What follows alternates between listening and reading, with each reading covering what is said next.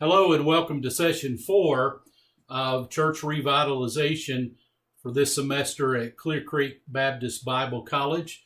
Just to review you briefly, last time when we met together, we talked about the different types of church revitalization. We looked at how Rainer expressed that there were 3. He talked about acquisitional revitalization. That's where a stronger, healthier church acquires the property of a struggling church, and they basically come in and take over and start almost a new work there. And then there's covenantal revitalization, where a leader comes in and establishes a covenant with the struggling church, and they move forward. And then last of all, we looked at organic revitalization, and that's keeping the people you have, the leader that you have, and working on church strength and health from an organic level. And I told you, even though there are those who are somewhat pessimistic about organic revitalization, it does work as long as you address the leadership issue and the fellowship issue, where people are willing to change behaviors. If you address those and you get buy-in on both of those, then an organic model does work. So the remainder of our semester, we're really going to be preparing you to go out as a church leader using an organic model of church revitalization. Told you a little bit last time that it can look a little like a covenantal style if you're going in from the outset, knowing that you're working toward revitalization, and as a leader, you make some things very clear up front. You may not formalize those in a written covenant, so to speak, but that's your attitude. That is your MO, if you would. You are getting buy-in up front as the leader, and you're saying, I'm coming as your leader, and you need to know that as I come, we will make some changes. So we're going to talk about today how it is that you assess the current reality of the church. If you recall last time, I said that a revitalization process revolves around 3 big questions. Question number 1 is, where are we? How are we as a church? How are we doing along the Acts 2 purposes? Are we expressing the purposes of the church? Are we living those out in our body life as a New Testament church? And then not only do you ask the big question, where are we? You move to the second step, which is visioning. You answer the question, where are we going? You paint a very clear word picture of the future. And then thirdly, you answer the big question, how are we going to get there? So today, we're going back to that first big question, where are we? And to answer that, you have to assess the current reality of the church. So remember again, where are we is current reality. Where are we going is vision. How are we going to get there is strategy or vision path. How is it that we need to assess the current reality of the church? Well, we need to employ several tools, use those tools to paint that very clear picture of where the church is. Now, why do we need to do that? One would argue and say, well, a church ought to know exactly where it is. A church ought to know its level of health or lack thereof. A church ought to be able to look at its own numbers and know if it's on a growth pattern or plateaued or even declining. Well, I want to tell you from the outset that it's just not that easy. I referred to, I believe last week, the frog in the kettle syndrome. And just to remind you, a frog, you go out and catch a frog, and I'm told that you can take that frog, sit it in a cool pan of water, and it'll just sit there and enjoy the water. And then you can raise the temperature of the water slowly, incrementally to the place that you move from being cool to literally boiling, and the frog will sit there in that pan and boil to its death, not even feeling the changes that's going on around it. Well, a church and people of the church can be much the same way. Think about it like this. In many established churches, people have been going there for a long time. In some churches, you'll have folks that are deep into their senior adult years, and they started going to the church when they were babies. Their parents brought them in, and they've been there all along. And so changes have happened around them, and usually those changes are very subtle. There are instances where it's not so subtle, if a split happens, or if a church has a fellowship issue and a lot of people leave, that's not subtle change. But a lot of churches just incrementally, month after month, year after year, begin to decline. And things happen around them, and they don't even realize they're happening. So it's very important that you don't skip the first step of revitalization, and that is making sure the people understand exactly where they are. I know it sounds a little funny. In fact, I think there was a country music song that's quite popular a few years ago that said, wherever you go, there you are. And it sounds like a top type thing, but it's really not. I'm telling you, people can be in really bad health as a congregation and not even know that they're there. So again, big question number one, where are we?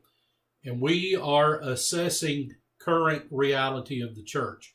To do so, I want to share with you some tools that you can use to help paint that picture of exactly where a church is. Now, on the lesson shell today, there are several downloadable PDFs, and I want you to have access to those. Print those out, put them in a folder so that you can refer to them as you think through revitalization for a local church, because all of the things I'm going to talk to you about today, I have demonstrated, or at least most of them, I've demonstrated for you on that one of those PDF handouts, again, that's available on the lesson shell. So we're going to walk through those and help you understand exactly what they are and what they do, so that you can answer big question number one, where are we as a congregation? Well, the first thing that you need to use is church-wide assessment. Now, we'll deal with each one of these individually in a moment, but let me just introduce them to you now. You need to assess the church spiritually along the Acts 2 purposes that we talked about a couple of weeks ago. Is the church being evangelistic? Is it being outreach oriented? Is it discipling those who come into the church? All of those things are important. Number two, community demographics. It's not only important to understand the spiritual health of the church, but if you want to talk about where the church is going, you better understand what the community around the church looks like. And community demographics helps you do that. Vital statistics analysis. Those come off of the ACP's annual church profile. Those statistics that Southern Baptist churches voluntarily turn in to the denomination on an annual basis. We'll look at those in just a moment. A buildings and grounds study. Again, even the church structure as a building can change a lot, and it's kind of like your home. You get used to things, and you don't see the dilapidation and the weaknesses maybe until somebody with fresh eyes points them out to you. So it's important to do building and grounds study. You can use a secret shopper, somebody that comes in and looks at the church from the vantage point of a first-time guest, and then an inventory of historical events. Churches don't get where they are in a vacuum. A lot of things happen over the years. Decisions are made. Sometimes they're good things, and those good things impact the church for the better. Sometimes the church goes through negative issues. Maybe they've lost a pastor, or perhaps they've had to let a staff person go. All of those historical events lead a church up to being where it is at this point in its life cycle. So those 6 things we'll take a look at in a little detail today as we talk about answering big question number 1, where are we? So what is church-wide assessment? Church-wide assessment is using a tool, and there are several of them available. I'm going to offer 3 of them to you, but it's using a tool that probes under the layers of what's obvious on the outside, and it gets down to some of the causes, some of the roots of why the church is behaving and acting the way it is. It's important to conduct an assessment because at some point you've got to demonstrate things with data.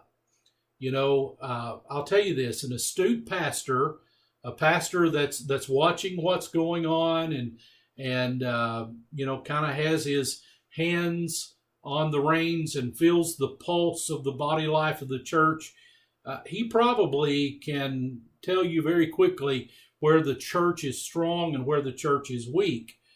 But here's the thing: when you do assessment, you move it from somebody wagging his finger in the face of the church and saying, you're wrong about this and you're wrong about that, you're not doing this and you're not doing that, to where the church is telling its own story. And that's important for the people to tell their story, for you to be able to glean the data, bring it back to them, and say, look, I'm not being the bad guy that's saying you're wrong about this or that. Here's what you're saying about yourself. That's why it's important to do church-wide assessment. Assessment is important because it moves the conversation away from being subjective. Subjective is what I think about something, to being objective. Objectiveness means that this is not just what I think, but this is what you're demonstrating, and we're measuring your responses. It's objective. So assessment moves the conversation from being subjective in nature to being objective in nature. It moves it from being anecdotal to factual.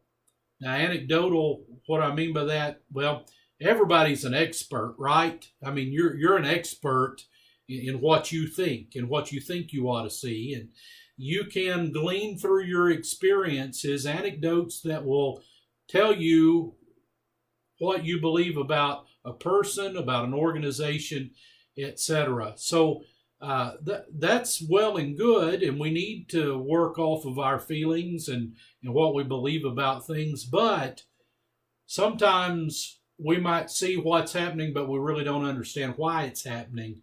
And so we need to move away from just analyzing things anecdotally to doing some research and analyzing things factually. That's what assessment does for you. I cannot stress this next point enough. If you use church assessment, choose a tool that gauges behavior. And I hope this will become clear to you. I say that because the best indicator of church health is really not perception, but it's behavior. Now, what's the difference? Perception is what you believe about things. Perception is even what you believe about yourself.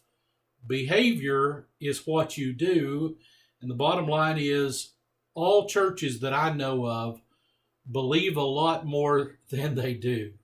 For instance, most Southern Baptist churches, you can ask them if they believe in evangelism, if they believe in outreach, and unequivocally, most Southern Baptist churches will tell you, yes, we embrace evangelism. That's who we are. We're an outreach-oriented church. That's a perception. But then if you begin to ask questions like, do you personally share the gospel? Or do you invite your unchurched friends and neighbors and family members to church with you? Do you pray for lost people by name? When you begin to ask questions like that, you move beyond perception and you get to the nuts and bolts of behavior. Behavior is way more important than perception. You know, even the demons of hell have some correct perceptions about God and about Christ. The demons even knew Jesus. They knew his power. They knew his name. So we can know a lot of things, and I'm not trying to say anybody's a demon, but I'm just using that as an illustration. You know a lot more than you do, and churches are that way. They know a lot more. They even say they embrace a lot more than they actually do. And so if you're going to get down under the layer of what you witness, what you see, you better gauge activities, behavior. The best indicator of church health is not perception, but it is behavior. So if you use an assessment tool, make sure you use one that doesn't just deal with perception, but really does deal with behavior. There are 3 that I'm very comfortable working with that I use nearly on a weekly basis. And I've given you reports, sample reports from each of these 3 and sample documents themselves, you know, the questionnaires. And one is from the Lawless Group, Dr. Chuck Lawless, who works down at Southeastern Seminary, used to be an associate to Tom Rainer before Rainer went to Lifeway. He had the Rainer Consulting Group, and then Lawless inherited that after Rainer left Southern Seminary to become president at Lifeway. And so Lawless kind of took the work of Rainer and he put his own personal spin on it. And so there is a really good church assessment tool from the Lawless Group. It's 160 questions and it starts at $275. So you can buy that from the Lawless Group. They'll supply you with the questionnaires. You give the questionnaires out in the church. Church members bring them back in. You send them to the Lawless Group, and they send you a report. TCAT is Transformational Church Assessment Tool. It's a Lifeway piece, and it's 10 pages and 80 questions. It starts at $200, and it goes up from there. And some of you may have read in the years past the Transformational Church. Well, this assessment tool is based upon the Transformational Church research, and it's a very good tool, although the nomenclature, the words that they use, may be a little bit different than what the average Southern Baptist church in Kentucky may be accustomed to. And then we, Kentucky Baptist Convention, have what we call our behavior assessment tool, our church health behavior assessment tool. We've made it very simple and concise. It's 2 pages, so you can run it off front and back. It's 38 questions, and for a Kentucky Baptist church, it's absolutely free. Now, if you look at that particular assessment piece, you'll notice that outside of the first few demographic questions, all the other questions in the whole tool begin with 2 words, and those words are do you. Do you do this and do you do that? When you ask a do you question, you're getting down to the brass tacks of behavior. A do you question is not really perception. Now, you could make it a perception question. You could ask, do you believe this or do you believe that? But if you'll look at that questionnaire, you'll notice that those questions are asking behavior questions. Do you practice certain practices as you live out your life in the context of the church? So each of those tools, I believe, are good tools. The third one is the one I use most of the time because you get to the same results basically as the other two, and it's less expensive, it's easy to use, and it's more concise. So I just wanted you to look through some assessment tools and understand that when you start a revitalization process in the church, particularly if you're new to the church, it's very important that you do assessment so that you move that whole startup conversation beyond this is what I believe or think about you to this is actually what you're telling me about yourself. So we use assessment to analyze the behaviors of the church, and then we use demographics to look at the community. Here are some things that demographics do for you. Demographics help you understand if your community is growing, if it's stagnant, or if it's actually declining. It's actually going down. So demographics are very important so that the church understands what the community around it is doing. They help you see the diversity of your community. Ages, genders, races, etc. I want you to open up that PDF file that I've given you that shows you a sample demographic report.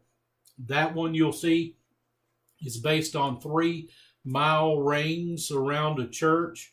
So we take the coordinates of the church and we look at 3 miles or 1 mile, 3 miles, 5 miles, those 3 concentric circles around the church, and study what the community around it looks like. And that helps the church understand how they can better reach and understand that community as they are the body of Christ in the midst of it. They help you understand if the people in your community are financially sound or struggling. They help you communicate more effectively. You know, you custom your communication to the group that you're talking to, that you're targeting. And so to do that, you've got to know that group. And so it helps you craft your outreach efforts more effectively. If you know the fish for which you're fishing, it helps you determine the bait that you need to use. That's what Jesus called us to do, right? To be fishers of men. The Apostle Paul said, I will become all things to all men, that by all means I might reach some. So we're not talking about gimmicks, but we're talking about trying to understand the fish that God has placed in our lakes or our ponds, and knowing how we can communicate to them effectively, hoping to reach them with the gospel and disciple them for the Lord Jesus Christ. So we use demographics to answer the question, where are we? And then we use vital statistics to answer the question, where are we? What does a vital statistics analysis do for us? Well, number one, it tracks membership changes. It'll show you how your membership has changed over 5 years, 10 years, or even 20 or 30 years. Have members come into the church? Has the church inclined or regressed by way of taking in new members? It gives baptisms. You know, baptisms are the way we gauge how many we're reaching evangelistically. It gauges additions, transfer growth in the church. By the way, according to researched Lifeway statistics, 12 conversions/baptisms per year for every 100 in attendance is considered healthy. So if a church is running 50, they ought to be reaching at least 6 people for the Lord Jesus Christ to be considered healthy. If they're running 100, again, 12, 200 would be 24. You understand that. So you can look at how the church is done over the course of a period of time and see how evangelistically successful they're being. It tracks worship and small group attendance. How many are running in primary worship in Sunday school, or a different type of small group strategy if you use that. Healthy churches, by the way, have one small group for every 10 in worship. So if you're running 100, you ought to have how many small groups? 10. The goal of a healthy congregation should be to average at least 70% of the worship attendance in small groups. Now, that's hard for preachers to understand sometimes, and it's hard for you to accept.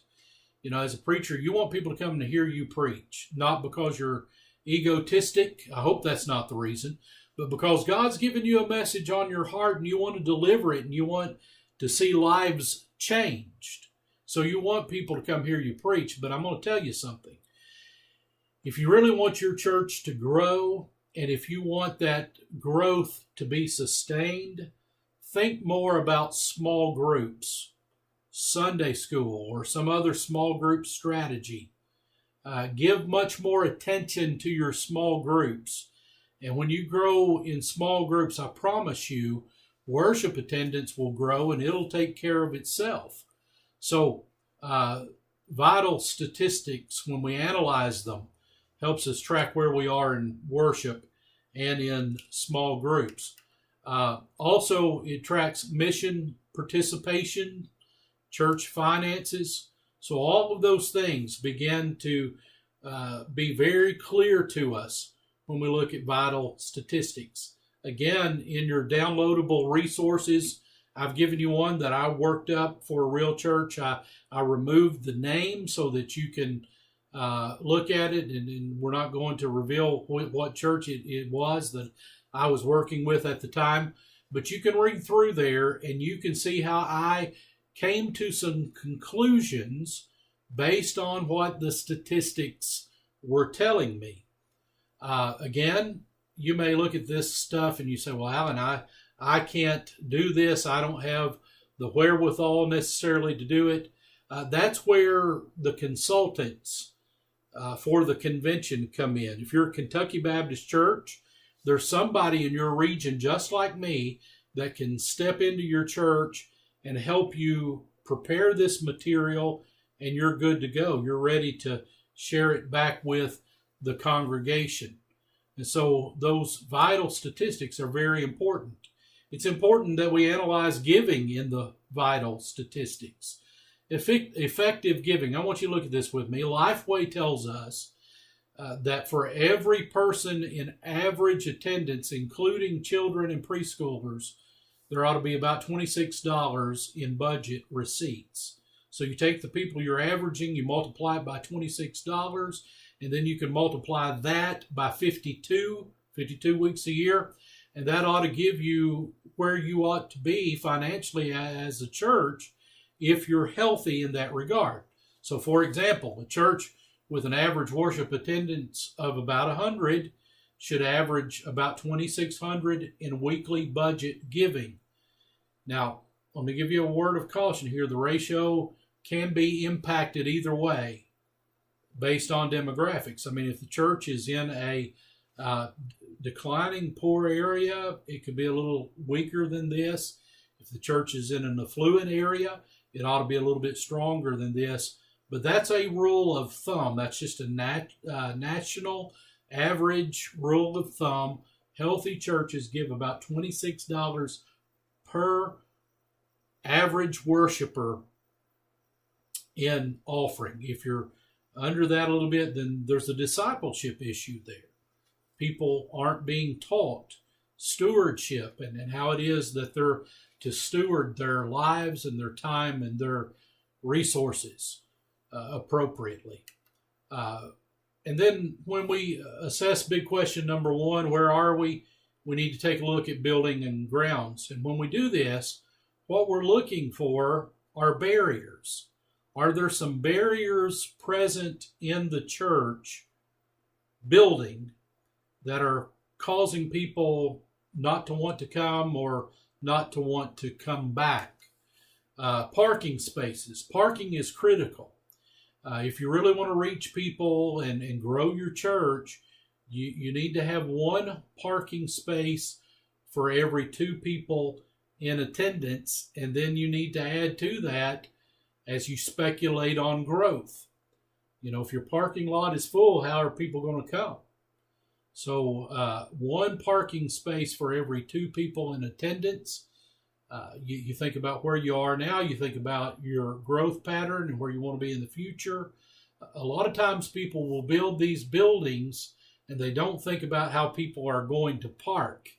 And parking's more critical than it's ever been because often families will come in a couple of different vehicles. So you've got to think through parking. Seating space per attendee. There needs to be 27 inches if you're dealing with pews. Now, if you have defined seats, that's a whole other issue. But in the average established church that still use pews without marked off or defined seating, you need 27 inches per person. And that's pretty tight, to be honest with you. That number, by the way, was 20 inches some time ago. And so you know what's happened. We've kind of spread out, to put it mildly, as Americans. And it's changed based on our larger posteriors. And not just because we're bigger people in general, but also it's a cultural issue, especially when it comes to church. Not so much when it comes to the ball game. When I look at this stuff, I'm always amazed. And I say, people will go to a big time NBA or college basketball or football game, and man, they'll pack into the arena or into the stadium, and be so close side by side. They're not going to do that at church. So 27 inches per person. That's a rule of thumb. Keep this next one in mind. There is a maximum capacity of facility law. This is a law. 80%. When your sanctuary or your worship center is 80% full, you're out of space. It's an old statistic. It's tried and true. And I'm telling you, the ratio is still good. When a facility is 80% full, architecturally, it feels like it's 100% full. So you go through using the 27-inch rule, or if you have defined seats, you count up the seats, you measure how much space you have, and if you're bumping somewhere up against that 80% rule, you're going to stay on a plateau. You're not going to grow beyond that. Of course, it's always easy to double your seating capacity, right? You start another service. Now, I say it's easy. That's easier to say than it is to do in some places, depending on the culture of the church. But, a lot of people go to thinking, well, man, we got to fly in and build a new building. And they ought to think about, can we start another service? But if you start another service, you have to keep your parking in mind. Can your current parking facilitate 2 services? You see, if you've got an early service, a Sunday school in the middle, and a later service, you're going to have a crunch during that Sunday school hour, and there's got to be parking because the services are going to overlap with Sunday school.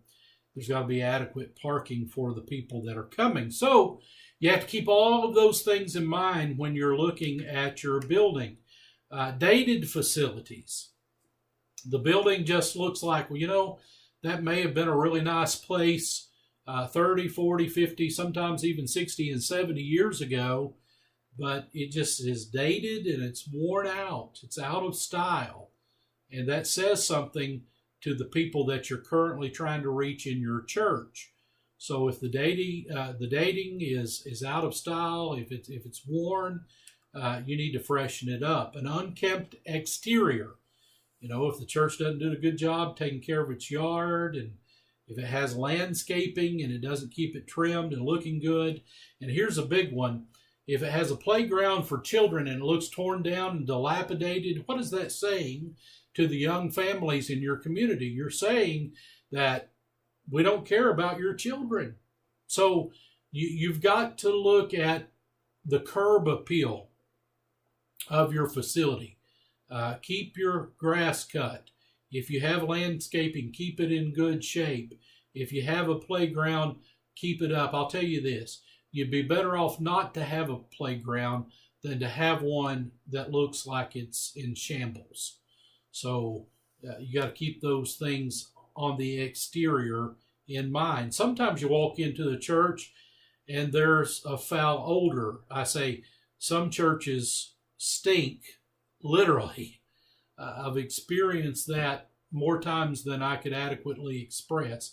You just walk in and you don't smell it. If you're a member of the church, you just kind of go nose blind.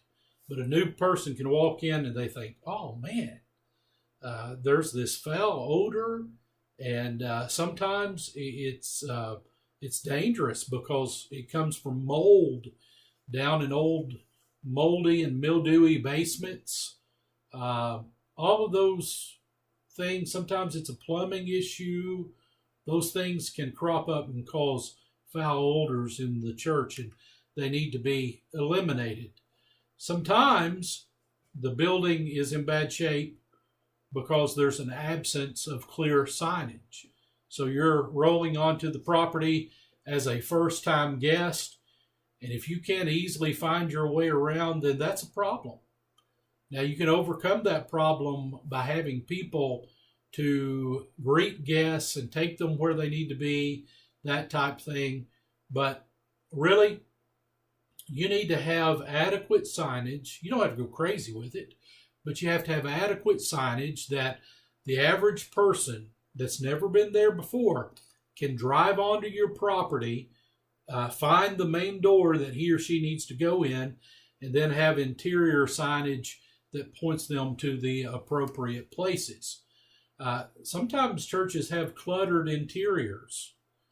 If you have Sunday school classes or other areas of your church where it's just unorganized and there's this clutter everywhere, what does it say to the people that are looking at it for the first time? Now, this may not be true, but it gives this impression. They'll go away thinking this church has a really unorganized ministry. If they don't take care of their possessions, are they thinking through the type of ministry they're offering as a church? So you've got to look at that. I found it to be true that churches are the recipients of broken down, dilapidated things that people don't want in their homes. Let me just say this as compassionately as I know how to say it. I'm not trying to be offensive, but if something is not good enough for your home, it's not good enough for the house of God's people. So sometimes you have to take a stand and say, look, we are not cluttering the church building up with things that didn't get disposed of in your yard sale. You're not going to bring them in here. So you got to look around for clutter, things like that. Dirty restrooms are a big turnoff. Here's what I say. Everybody has to go. Make the experience as pleasant as possible. Keep your restrooms clean. Keep them up to date. Make sure they're well stocked, particularly the ladies' room. They care about that even more than men do. So keep those restrooms in good shape. There are other uncomfortable factors that I would mention. Seating, I've already talked about. Smell. I talked about the negative part of smell. You just walk in and you smell a foul odor. But there's one particular church that I work with quite regularly. And it's a good church, sizable church, an active church. But they use some type of deodorant or some type of mist that is just way too pungent for my taste. And often I'll go in there and get a headache because I'm smelling that. It's kind of like one of those Yankee candles that just has way too much scent to it, and you're smelling it a lot. Sometimes that can hamper a person's ability to worship or to study in a Sunday school classroom. So as far as odor and smell, you want to keep it as neutral as you possibly can. Some churches have inadequate HVAC systems, and so it's too hot or it's too cold, and that deters people. The sound system, the projection, sometimes those can be uncomfortable. Let me just say that if you use projection in your worship, use it well. You know, if you use it and the person running it can't keep up with the songs and it doesn't look professional and that kind of thing, don't use it at all. You'd be better. I'll say what I said about the playground. You'd be better off to not have it and to not use it than to use it and not use it well. So all those uncomfortable factors, you have to keep those in mind as you're assessing current reality. And then children and youth facilities, and when I say that, I'm talking about from the cradle to seniors in high school. Children and youth facilities, there's two big factors that we're looking for here, and I can't stress this enough. They may not be the fanciest in town, and a lot of churches in some towns are trying to compete with one another to have the best youth or children facilities. But the idea I'm looking for here is safety and sanitation. If your nursery is not safe, if it's not clean, if it's not sanitized, that's a big turnoff to young families, and you need to get that under control.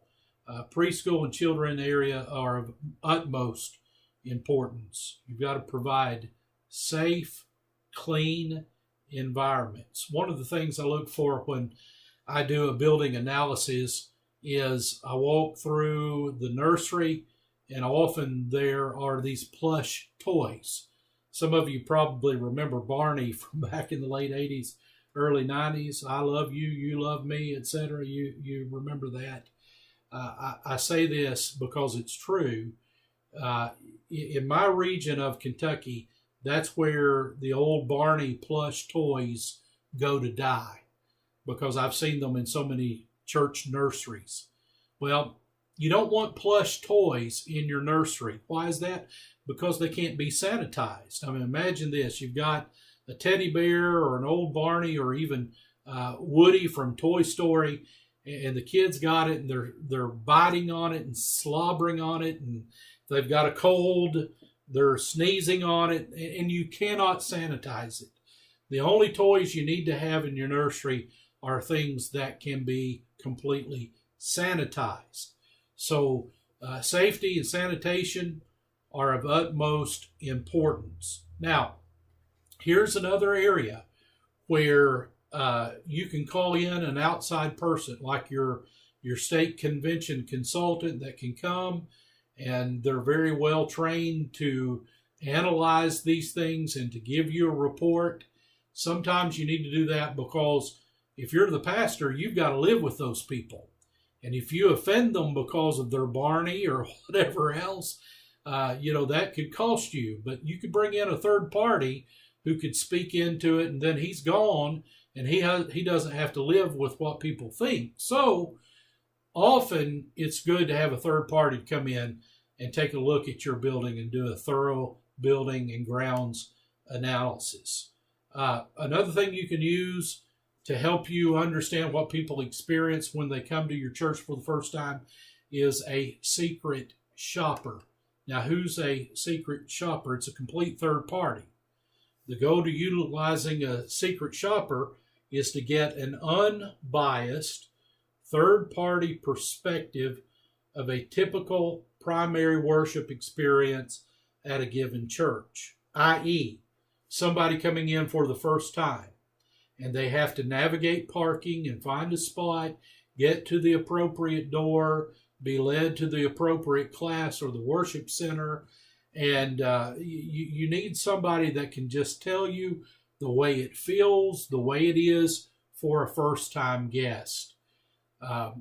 When you do that, You don't need to use somebody the church knows, but it needs to be somebody that will look like an absolute stranger to rank and file members of the church.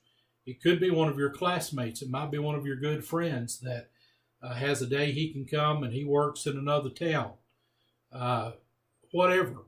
You can arrange for it, and you can get online. You can find all kinds of resources that give you secret worshiper, secret shopper guides for people assessing the church experience for the first time. Again, your local director of missions or your KBC, whatever state convention you're in, consultant can probably arrange this for you, but it's very helpful to get an unbiased perspective from a third-party person that's experiencing the church for the first time. So it needs to be somebody who has no prior history with the church. What does a person, family experience when they visit our church? That's the question that you want to answer. So it needs to come from somebody that has no prior history with your church. Secret shopper. Another tool that we use to analyze first big question of where are we is an inventory of historical events. Churches make decisions. Sometimes they're good ones, sometimes they're bad ones.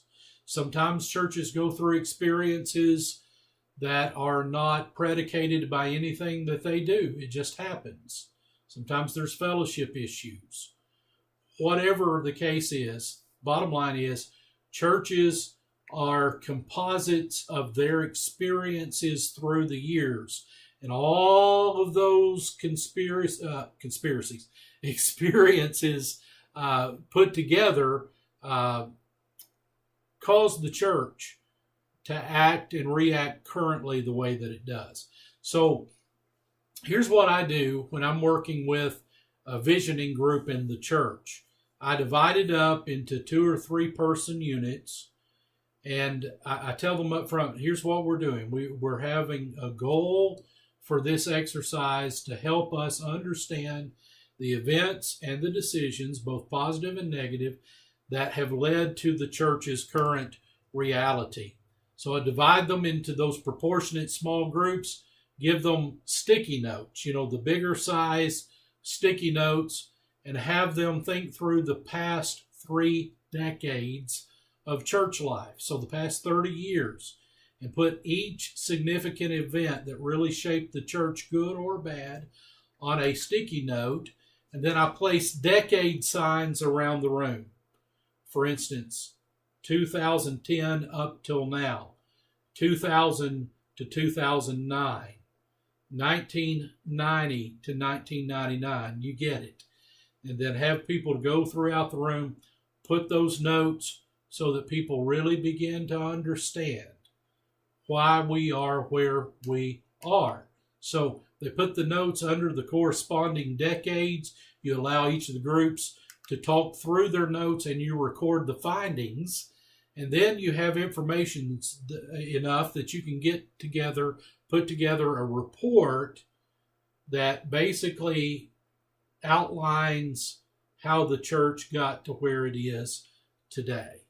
I'm telling you, they need to experience this. They need to do it because, again, they get that frog in the kettle syndrome, and they don't know why they think the way they think or why they react the way they react. So all of those things put together help you answer big question number 1, where are we? Now, the best way to move forward with the church is to put together a cross-section of the church, so a group that represents the different ages, the different ideologies, the different families, all of those kinds of things. And you use that smaller group that represents a cross-section of the church to be your visioning team. When you get all of this information together, you can, have a 2 to 3 hour meeting. Often it takes me up to 3 hours. Sometimes I do it on Saturday morning. sometimes on Sunday afternoons, or sometimes on a series of weeknights. And I take all of this information, all of these tools that I've shared with you today, and I throw that at them so that they can clearly identify and understand where they are currently as a church. So I've given you a lot of examples and some of the tools. I hope you will download those, you'll look at those, you'll keep those to be examples of what you need to use if you lead through a revitalization effort in your church.